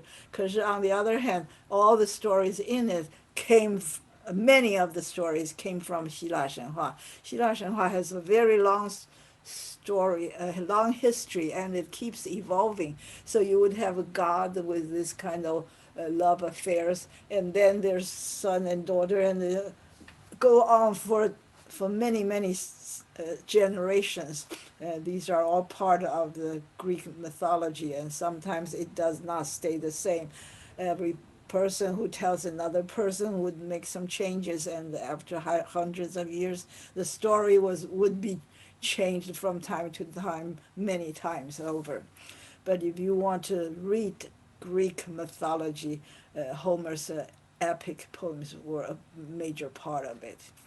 So it's part of the myth, and the myth is part of the Homer epic stories too. So this is very complicated. There are lots of Western scholars who devote their entire lives studying them. Here we have also, aside from Homeric hymns, you also have tragedies and comedies of the Greek in the 5th century BC. 我们讲到希腊的悲剧跟喜剧是 world famous. They wrote very complicated and very moving tragedies more than comedies, some comedies. Yeah. But we have 3 of the greatest Greek tragedy writers. Even nowadays, many people admire their work so much. So these are also part of the Greek mythology too. Oftentimes the 3 tragedists would write about the same characters and same stories, all from Greek mythology. So this is a story of Venus, Aphrodite. She's a goddess. 是一个爱神哈。我们有很多爱神的雕像和各种各样的，都是 either called the Venus 的雕像 or Aphrodite 的雕像。Now on this day, which was Aphrodite's festival day, Pygmalion went to this festival and made offering, 供了一些东西，祭的东西，然后他就祈祷 and he prayed to Aphrodite to give me a bride who would just look like the sculpture that he did, with the living likeness of my ivory girl. And he went home and kissed his ivory girl, and the girl came alive. It became warm and soft, and hugged him and kissed him. That's how it came alive, and that's why the story is one of the stories in Metamorphosis. In Ovid's story, which was a very simple 1 or 2 lines in Greek mythology, Ovid elaborated a lot and made a longer story about how they got married and they had a daughter. And this is one of many very popular themes that many artists would like to do an art project based on this story. Here is a painting of the story. It's a 1717 story by this famous painter, and you would see Pygmalion. He was kneeling halfway at the lower right corner, looking, admiring his work of art, and this work of art is just an ivory girl with no name, neither in the Greek mythology or in Metamorphosis. Nobody mentioned her name. However, after that, 2,000 years went by and people started to give her name, and she is now called Galatea. But in Ovid's time, he did not give a name to this girl. And this, in this picture, you could see lots of angels or gods were trying to make this statue alive. And this is a later one, 1763, with a different sculptor. He made this, at that time he said, this is Pygmalion, who's half kneeling in the front, and the Galatea. Now Galatea had a name between 1717 and the 1763. Somebody gave her a name called the Galatea. And Galatea is also the same name of another goddess in Greek stories, so Greek mythology. So there are two Galateas in Greek mythology. And here's another one. Here we have, of course, when he made this sculpture, it was not bending backward. But when he kissed the girl turned around to kiss him. So it became a live person. So the painter depicted this picture this way, and another one that's in the front. So this is Pygmalion, and that is Galatea. In this picture, you have this goddess of love. Goddess of love, yeah, that's Aphrodite right there. And these two pictures, you could see them in Metropolitan Art Museum in New York City. And this museum gave out the prints for free. Anybody can copy these two pictures. So they don't charge you copyright for copying this. These two pictures were painted in 1890. So it's a very popular subject of art works. And if you go Google this, and you can find hundreds of other famous paintings and sculptures. And then we talk about this person who is called Ovid. And he was born he wrote this book, which is a huge book, 15 books and over 250 myths. And it contains, 因为是诗哈，所以你可以数它有几行，一共写了 12,000 lines. A very, very big book. So he's a hard-working poet, and he wrote it around the year 8 AD. So he was considered as one of three greatest Latin poets in the beginning of Roman Empire. And they became very, very influential because the entire Europe, people were, the entire literary world, they only read in Latin. 所有的学者，不管你是 scientist or poets or whatever you're writing, if you are an academician, you would write using Latin language.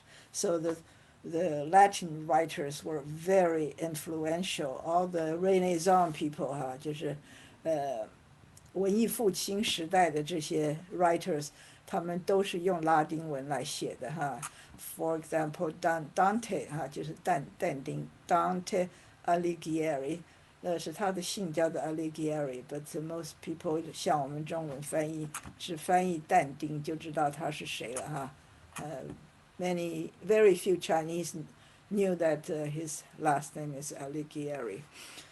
And he was born in Ravenna, Italy. And Boccaccio is also a writer, especially when we talk about Renaissance, 就是文艺复兴的话, Boccaccio was one of the three famous people in Renaissance. They were all Italians.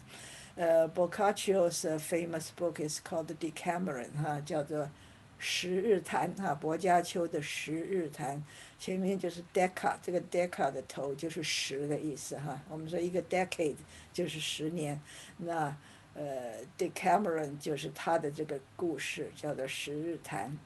And 下一个人呢，就是英国在 Renaissance 的时候最伟大的作家，就是 Geoffrey Chaucer 乔赛And his greatest work is Tales of Canterbury, or Canterbury Tales. Okay, and then Shakespeare is a little later. 这个大概是14世纪，莎士比亚就到了15的末跟1600就是17世纪了。所有这些文艺复兴时代以及其后的很多的作家都受到这个 metamorphosis 的很深刻的影响哈。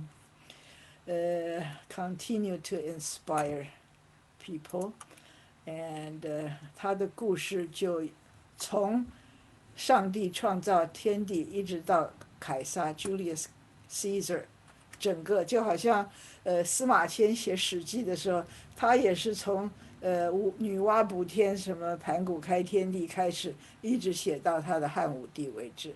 所以这个有点很 similar 的，就是所有他以前的事，他通通都收集起来 ，and made into this book called The Metamorphosis, and it includes many elements from Homer, the Iliad, and the Odyssey. Yeah, we're wrapping it up. All these stories were basically about love. Those love stories, and he made jokes of love because falling in love is such a stupid thing. You become so irrational. You just lose all your reasons. And he particularly poked fun at Cupid. 我们说丘比德丘比德不知是希腊还是罗马的神话啊。In the other one 就叫做 Amor 哈 Amor， 也有人叫他 Eros。Eros， 这些都是同一个神的名字。OK， 这里我们讲的是 the works of the whole OK， 这里就是他其中的I picked a few very famous sculptures that depicts stories that happened in the book Metamorphosis. Here we had Apollo and Daphne. He was chasing this girl, and the girl was so scared that she prayed God to change her into a laurel tree. So she was in the process of being changed from a beautiful girl to a laurel tree while Apollo was chasing after her. And when he caught up with her, she was no longer the girl that he fell in love with. She became a tree. This is one of the story in Metamorphosis. Here's another story of Danae. Danae is 也是一个a great beauty. She was a daughter of a queen, a king. Because the oracle 算命的人告诉他的父亲说 Your daughter will bear a child who will kill you. So the father decided not to let his daughter get married or have children. So he locked up Danae in a tower.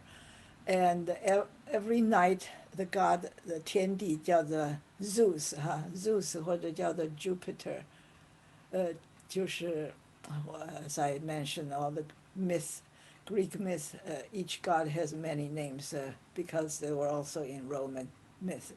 Now Zeus fell in love with beautiful woman who was locked up in a high tower.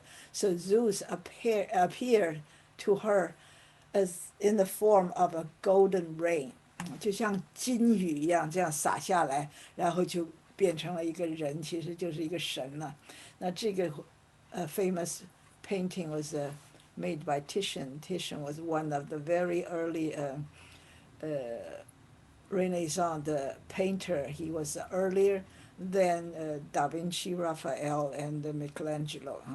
So Titian was much earlier. And he was the first painter in Western culture to paint a building with perspective. You have a house or a palace or something, you could see that the roofs were slanted this way, and there is a point which is called the point of perspective. And from that point, all the straight line radiates. That's called the 透视学哈。以前的人画房子就是方方的房子 ，roof building 什么都是直的。But Titian, Giotto, I'm sorry. Giotto is a person earlier than Titian. Okay, Giotto was the one who started to use the point of perspective. 那就是透视学的意思。And here is another one in Metamorphosis. Here we have asses. I would call Assis and Galatea. Here's the other beautiful girl in Greek mythology whose name was Galatea. And she was a goddess and she fell in love with a beautiful, probably a 牧羊人吧, I would say, a shepherd. And he was a regular person, a mortal, 是会死的人. And they loved each other so much while there is a bad a guy, not Assis, it's called a monster. And that monster also loved this beautiful girl, so he killed Assis. So Assis died, but this goddess who loved Assis made him into a river god, a river spirit, so that they could love each other forever. So this immortal, 一个 mortal 的 person 可以变成 immortal, so that is a big change, and that is part of the story in Metamorphosis. So this guy was born in 43 BC and died in 17 or 18 AD. That's Ovid. At that time, there were three great writers. One is called Virgil, and his famous work is an epic called the Aeneid. Okay, Aeneid 是讲这个 Troy 的那个一个将军，后来打败了仗以后，就逃到罗马去。然后he was the person who founded Rome, and the story was an epic 史诗written by Virgil. Another contemporary was Horace. Okay, Horace 其实是个 Horace Horace, but 他们的讲法叫做 Harris. Virgil and Horace and Ovid were three greatest canonical poets of Latin literature. Canonical 就是经典的诗人. Okay, it's about all that I'm going to talk about. Okay, I have to tell you that he was banished by Emperor Augustus. 这个像跟中国一样，一个 dictator would banish people who are often quite popular. Like Ovid was a very, very popular poet, but he was banished to Black Sea, 就是黑海了然后他就是写了这个 Metamorphosis. And you could see on this map, here we have Rome, and he used to live here, where the emperor lived. And he was banished to Romania. 那这个是罗马尼亚。这个地方都被他们征服了。他这个，在他以后，这个 Roman Empire extend all the way above to Romania. That's why there was an emperor called Dacia. He died and he committed suicide because he was conquered by 我们现在叫 Trajan， 其实叫的我们现在叫吹喊，因为我们的人很多都念西班牙文，所以看到他的名字就念成吹喊。其实那个皇帝是罗马皇帝，应该叫 Trajan 或者 Trajan 这个罗马皇帝在 Trajan 的时代，在西元173年是罗马帝国 the largest territory of Roman Empire， 这些通通在他的里面。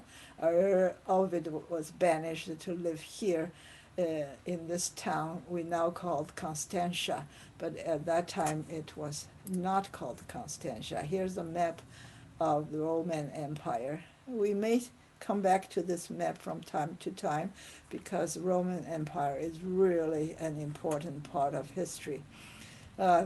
These pictures, I really want to finish a low note, which is two pictures that I took in Constantia.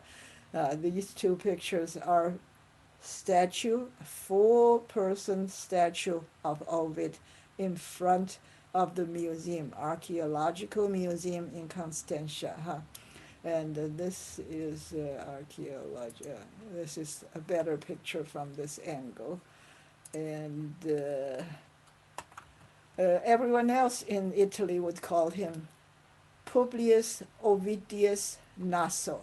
but 所有的外国人都叫它 Ovid， 比较简单。Okay. That's all for today. At that time in Roman Empire, Constantia was called the Tomis. Now it's called the Constantia. Okay, thank you. Do you have any comment or questions?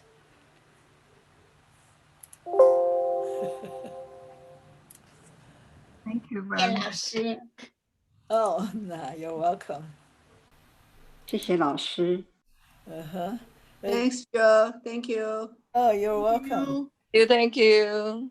You're welcome. Yeah. Thank you. 谢谢，谢谢就好，不客气哈，谢谢你们大家。a lot of info. Yeah. Hi. Hi. Bye bye. Bye bye. Bye. I'm quitting. Signing off. Leaving. Yeah.